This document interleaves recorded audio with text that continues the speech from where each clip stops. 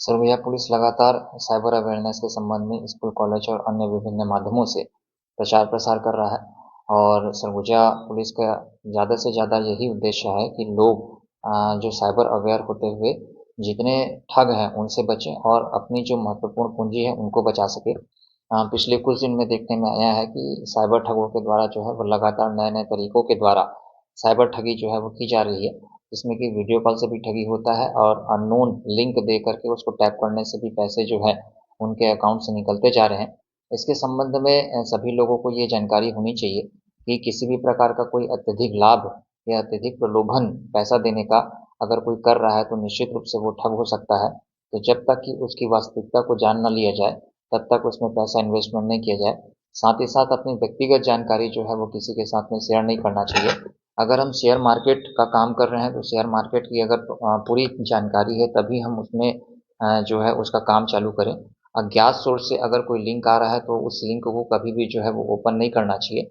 इसके अलावा ये हम देखते हैं कि हमारा जो मोबाइल है, उसमें जो पासवर्ड रहता है उसको बीच-बीच में बदलते रहना चाहिए। साथ ही साथ अगर किसी ट्रांज़ैक्शन के दौरान कोई ओटीपी आता है तो उसका भी जो है किसी को शेयर नहीं करना चाहिए। जब हम एटीएम में पैसा निकालने जाते हैं तो वहाँ पे ध्यान रखना चाहिए कि पीछे में कोई अज्ञात व्यक्ति जो है वो ना हो और एटीएम को जब हम पैसा निकाल लेते हैं तो उसमें कैंसल का बटन जो है अनिवार्य रूप से हमको दबाना चाहिए और उसके बाद में फिर से निकलना चाहिए।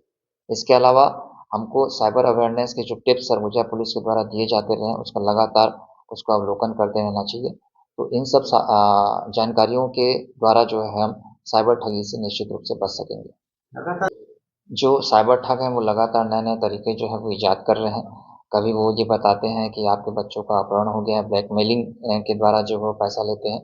तो निश्चित रूप से हमको ये देखना चाहिए कि अगर कोई भी कॉल आ रहा है तो अनजान कॉल को अपन अटेंड ना करें और उसके बारे में पहले वास्तविकता का पता कर लें, उसकी पहचान सुनिश्चित कर लें और फिर वो कॉल अटेंड करें। और कॉल अटेंड करने के बाद में सामने वाला जो बता रहा है उसकी सच्चाई को पूरी तरीके से पता कर लें और उसके बाद में ही उससे आगे बात करें।